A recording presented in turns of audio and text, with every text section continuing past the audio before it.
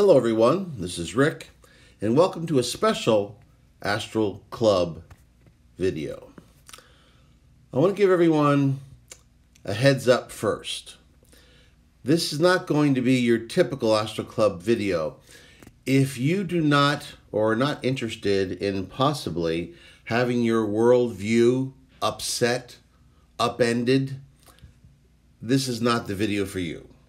I would advise you to click off and go watch one of the other videos on the channel. So take a moment to think about it. Are you still there? Okay, then let's go forward. The reason I didn't put up a video last week was because I fell ill with bronchitis. I still have it now. It's interesting, whenever I want to talk about this particular topic over the past number of years, I always fall ill, usually with bronchitis. And I'm not somebody who gets sick very often. It's a very curious situation. However, I have decided to press forward because this video is necessary and I need to share this information. In addition, anyone who's read Robert Monroe's books, especially Far Journeys, you have encountered what I'm going to talk about now. But if you haven't, you may not be aware of this particular truth, which we're going to talk about now. And I think it's crucial because it's one of the main reasons why I started Astral Club. Yes, I said I want to get people on the astral plane. And I think it's important for people to enjoy themselves on the astral plane. For instance, last night, I went to Antarctica, which is what I usually do when I need a place of solitude. I like Antarctica because there's no noise of people's thoughts. It's like a background noise which you hear whenever you travel around your typical populated areas. Most experienced astral projectors just ignore it, like you might somebody who left the television on in the background. But it can be noticeable. So I go to Antarctica, I fly around. I usually love flying around the shores there, and I didn't see a lot of snow in the part that I was at. It was just, your typical gray, rocky type shore with the waves and the coast, and I just find it's like my meditative place. I just love it there. And then I went to do my main mission, which was to explore the topic that we're going to discuss now. I mentioned that one of Robert Monroe's books was Far Journeys. When I read that book in 1985, it blew my mind. I enjoyed Journeys Out of the Body, his first book. It was great. It showed me that I wasn't alone, that there was someone else out there having experiences just like mine, who was alive and writing at that point in time. Previously, I'd just been able to find references to ancient texts where the Ka would travel through the astral planes. But this was something that was happening now. So I was eager when I heard he had another book coming out. And when I read Far Journeys, it was definitely further along than Journeys Out of the Body. In Far Journeys, he met entities who had never had a third dimensional lifetime, who he had some connection to. He called it Inspec, which was intelligent species. He had one particular acquaintance he called BB, which gave him a lot of information, which he shared in the book. And in one particular chapter, I'll never forget it. It was called Hearsay Evidence. In this chapter, he was given information by this BB creature that you can call it a foundation myth, if you like. You can call it a Genesis myth, if you like. It went about to explain why we're here, why life is here on this planet. And when I read it, I was dramatically affected. I went through the 5 stages of grief. I went through denial at first. As a matter of fact, when I first read the chapter, I threw the book across the room. And for days after that, I wouldn't touch it. Till eventually, I started getting angry. I said, I have to read this over again. Perhaps I made a mistake. And I had this book for years, too. It had a tear in the cover from when I threw it. I read it again, and true enough, it was exactly as I had seen it. I bargained with myself. How can I get out of this? I became deeply depressed. And then I formed a certain acceptance, or perhaps a better word is resolve. And when I met Bob Monroe, about a year later, we had a discussion on this topic, because I had to go to the Monroe Institute, and he went through a very similar stage for about a month himself. So consider this your last heads up. If this doesn't sound like something that you can handle right now, please, you will not offend me. Just click away and go check out one of the other videos. If you've listened to any of my videos, you know I mentioned the movie The Matrix quite a bit. And it's one of my favorite movies, if not my most favorite movie. You can forget the 2 sequels, but that first movie, if you haven't seen it, see it. It's important. And there's this pivotal scene where Neo has been abducted by this terrorist, quote unquote, named Morpheus. And he's placed in this situation. He's offered 2 different pills. One is a blue pill. One is a red pill. He tells him that if he takes the blue pill, he'll wake up in his room. He can think of this as a dream and just go about his everyday life and forget everything. However, if he takes the red pill, Morpheus will show him just how deep the rabbit hole goes. He tells him, the only thing that I'm promising you is the truth. And that's what I'm offering here. Now, I have an extremely open mind, and I would love nothing more than some experienced astral projector to come along, perhaps an Astral Club member, and tell me that they have been able to prove this particular theory, reality, truth, whatever, as false. I would love nothing more than that. However, it's unlikely, I would think, at this stage. When I was a kid, and we'll get into the central concept in a minute, I promise you. But when I was a kid, I was in Sunday school. I told you in the past I was raised as a Christian. And I was also a little junior businessman. I would buy candy in bulk, and then I would sell it to the little kids who couldn't cross the street to go to the candy store at a profit. So I understood very much what it took to bargain. That if I gave someone something, they gave me something of value in return. And that's how the world worked. I remember asking my Sunday school teacher when she was talking about our Heavenly Father. And she said that He gave us life. He gave us food. He gave us this beautiful earth to exploit. He gave us all these things. And I remember asking her, well, what do we give Him in return? And at first she was stunned. She didn't know quite how to answer. But she said, well, we worship Him. And then I asked her, what's worship? And she said, well, it's like when you say thank you to someone for giving you something. Or you praise Him. You say, oh, how wonderful you are for doing this. And I guess that made some sense to me, because I knew as a kid that when my parents praised me, that made me feel good. It made me want to do things that would get more praise.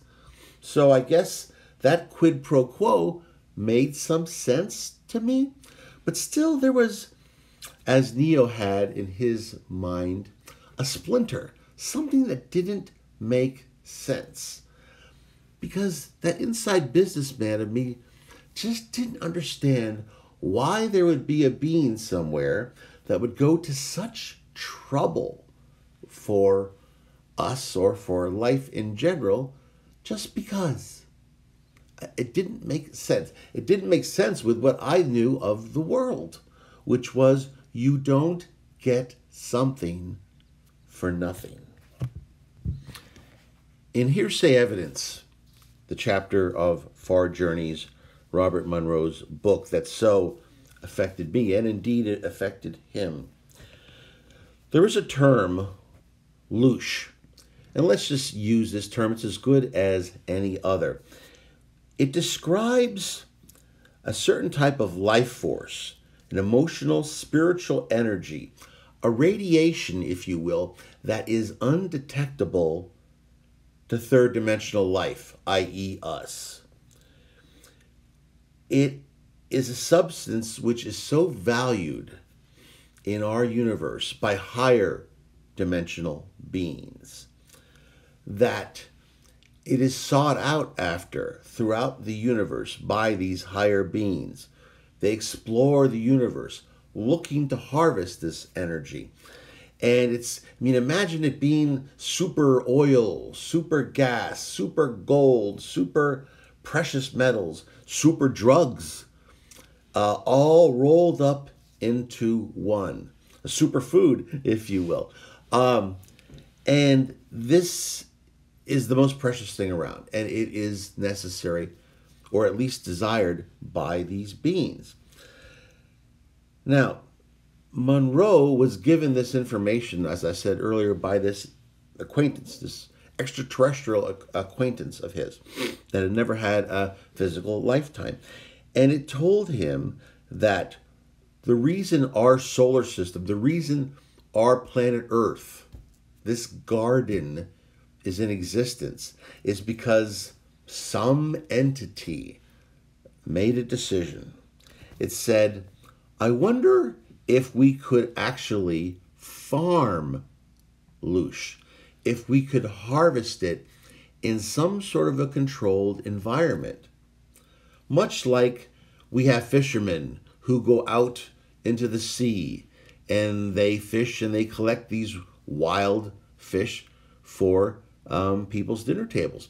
But we also have farms, fish farms, where they have control over the process. They can feed these fish in a controlled environment to make sure that they have all the omega-3s and all of the vitamins that are necessary inside them so that they can harvest them in a controlled environment, one in which is renewable and is under control. So this entity decided that it was going to create an environment in an area that had this beautiful solar energy system called the sun already operating. And it formed this planet Earth, and used its power to start the life cycle. Now, it was a very experimental process. It started in the earliest stages with what we know of as single-celled aquatic life forms. This resulted in unrefined Louche, which could only be harvested in small quantities at the exact moment of death. Later experimentation brought about plants, which were a higher order of Louche producers than the unicellular initial life forms. Even later experiments yielded larger mobile animals that emitted better quality but still unrefined Louche. The best quality Louche was eventually produced during the struggle for survival, a conflict, and somehow this created much purer Louche. So you had these animals consuming plants, which created some Louche. But then he set these animals against one another in a predator cycle. This apparent conflict created much better Louche. And these animals we would know today as dinosaurs. Now, these mobiles, these dinosaurs, did produce more quality Louche, but they were found to be too large. They had too long a lifespan to be practical in the long term. So in one single motion, this being decided to shake the Etch-a-Sketch. Did you have that when you were a kid? They still have that? He decided to kick over the sandbox and start all over again. We may know this as the 66 million year old event, the KT event, where a meteor struck the Yucatan Peninsula and pretty much wiped out the dinosaurs and somewhere around 70% of life on Earth. So the process began again. And eventually it gave rise to the mammalians, which began to produce even more sophisticated and better quality Louche. Finally, the key experiment was tried. This being, this someone, took a piece of himself. He implanted it in a species of primate. And it caused the evolution of a self-aware being. That self-aware being we call humans today. And the Louche produced became unexpectedly pure, unexpectedly refined, and valuable.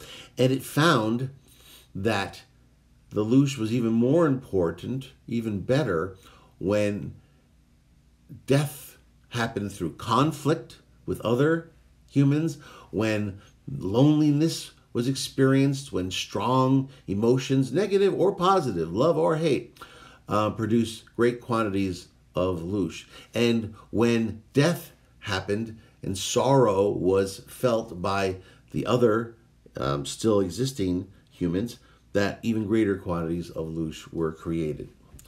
So what you had here was a fundamental baseline formula. The creation of pure distilled Louche is now being created, and this is why we're here. This is why humans are here on this planet. Now, I think you can understand that when I first read this, it affected me a couple different ways. First of all, that kid in me, the one who asked the question in Sunday school, got his answer, got a much better answer than I think the Sunday school teacher was able to give me. As much as this affected me emotionally, as much as this pushed me off my center, as much as it overturned my worldview and where I thought I fit in this world, and indeed where I thought my species fit, which I had considered was at the top of the food chain. Therefore, nothing ate us. I was knocked out. I was just knocked out.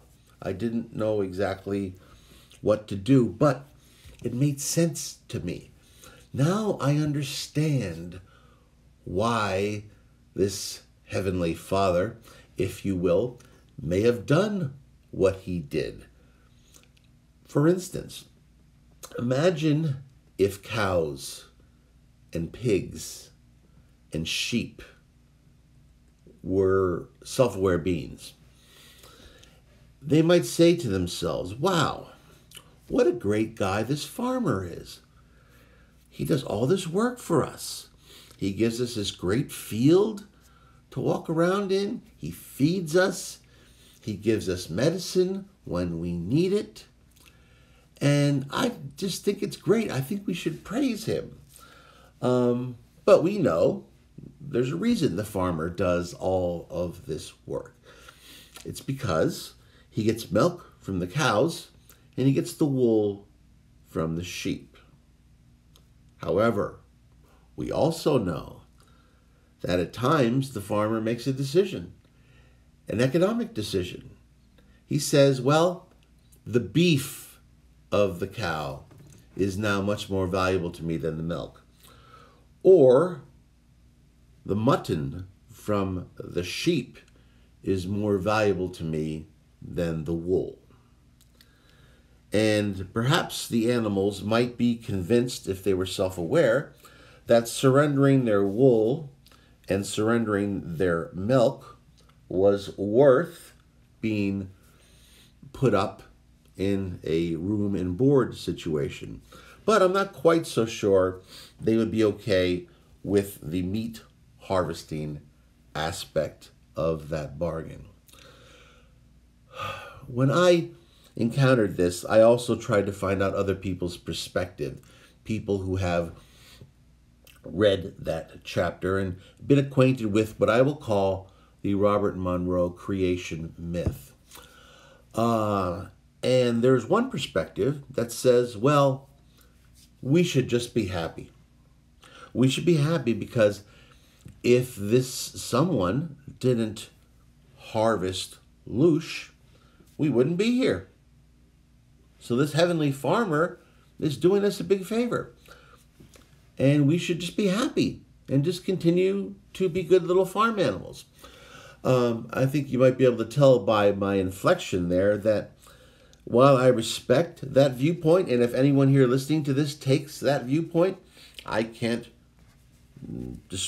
prove you wrong. It's a viewpoint that you might very well argue, but I look at it this way. We exist in a world that, while a beautiful garden has conflict, it has suffering, and that many people have asked what the meaning is in their lives.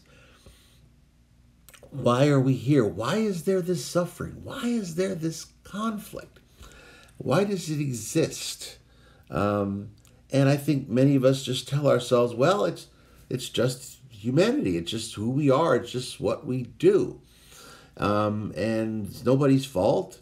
It's just the way it is. But if this creation myth is at all true, in any way, shape, or form, that we are being farmed, that this energy from our conflicts, from our starvations, from our hatred, from our love, from the birth and death of our loved ones is being harvested, and that perhaps it is being controlled in some way, that we are being controlled in some subtle way, that I have a hard time just being happy and smiling about that. When I first encountered this, I went searching for answers. And again last night, after I had got my center in Antarctica, I decided to do some reconnoitering once again, and I repeated a journey that I repeated those many years ago. I went into space around the Earth, and I asked to be able to see this Louche, this radiated energy. And I saw it around the Earth, pouring out of the Earth in varying quantities and thicknesses, in a very type of viscous fluid state. The colors were the colors of the rainbow. And they were, as I said, they were wicking away from various spots on the Earth in varying quantities. It seemed like the more densely populated areas had more densely populated viscous Louche fluid oozing off of them. As it went into space, I went close to it and allowed the tiniest fraction to integrate with my being. When that happened, it happened once before and it happened again last night, I felt as powerful, as energized, as fulfilled as I've ever felt in my entire life.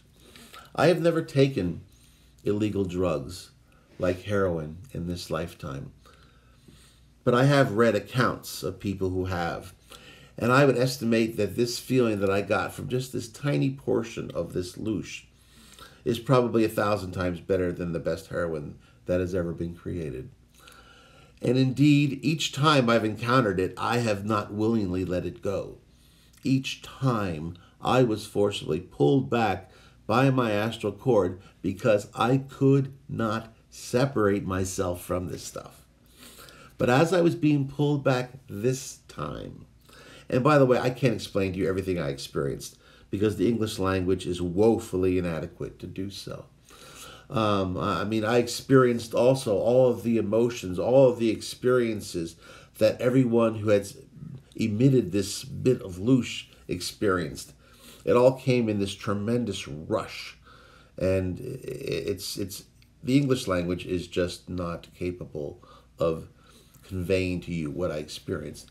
But this energy, this radiation, I watched it disappear into this area in space where what I would imagine, it was like a wormhole opening. The closest thing I can think of, and perhaps this all, whenever you interpret something like the fourth dimension, for instance, your own third dimensional prejudices are pressed upon it, are used as a way for you to understand it. So what I saw looked like a Deep Space Nine wormhole. If you've ever watched that Star Trek Deep Space Nine. At any rate, this energy hole opened up and the Louche went into the hole and then closed again. So what that tells me, and what I experienced years before when I did the same thing, was that this energy is going somewhere to be used by someone. Since I had that initial experience when I saw the Louche the first time back in the mid-'80s, and when I encountered it and talked about it with Bob Monroe, I made a decision that I would subtly do my own investigations, and that I would eventually, if my health would permit me, and perhaps this will be my last video ever, I certainly hope not, but that I would share this information with others. And if anyone else was interested in exploring this topic, in trying to find out more, is this true? And believe me, if somebody could prove to me this is wrong, I would be eternally grateful to you. I would like nothing more than to say this was all a bad dream and it's not true. However, as I said earlier, the reason I started this channel wasn't just because I want bodies on the astral plane.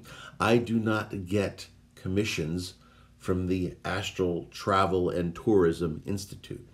I don't want people on the astral plane just there taking up space and having fun. There's nothing wrong with that. I do it myself. But I think it's necessary that we as humans take the next step. We need to find out if this is true. Are we being farmed? And is this something which we should continue to just lay down and permit? Perhaps you can make a comment explaining to me that you believe that that's what we should do, that we shouldn't rock the boat, that we should be good little cows and good little sheep. And maybe you'll be able to convince me. But I believe that we need a cell of people, that we need an underground cell, working quietly, finding out more about this process.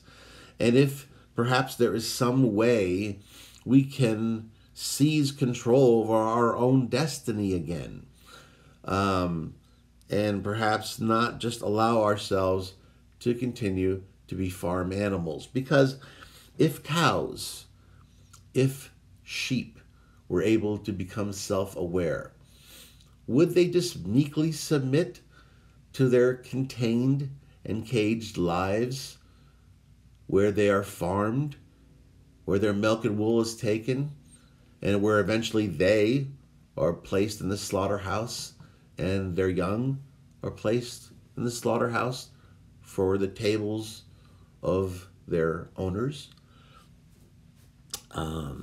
I think perhaps the true destiny of mankind is to take control over our future and perhaps, subtly fight these extra dimensional beings, and at the very least let them know that we're aware of what's going on, and that this will not continue forever without our consent. Well, I know this is a much heavier episode than you are used to hearing from me, but as I said, this is something which I believe is necessary to share. Since we talked about Robert Monroe, I figured you would eventually read Far Journeys anyway. I would definitely recommend you find Far Journeys on Amazon, on Kindle, or buy the book.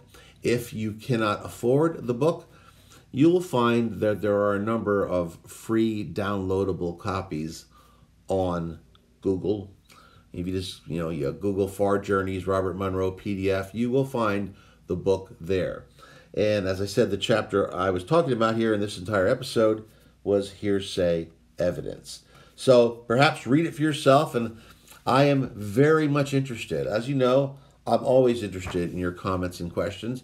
I am particularly interested in them in this particular episode because if we're to accomplish this underground cell, I'm going to need help. And I can't think of better qualified people than Astral Club members.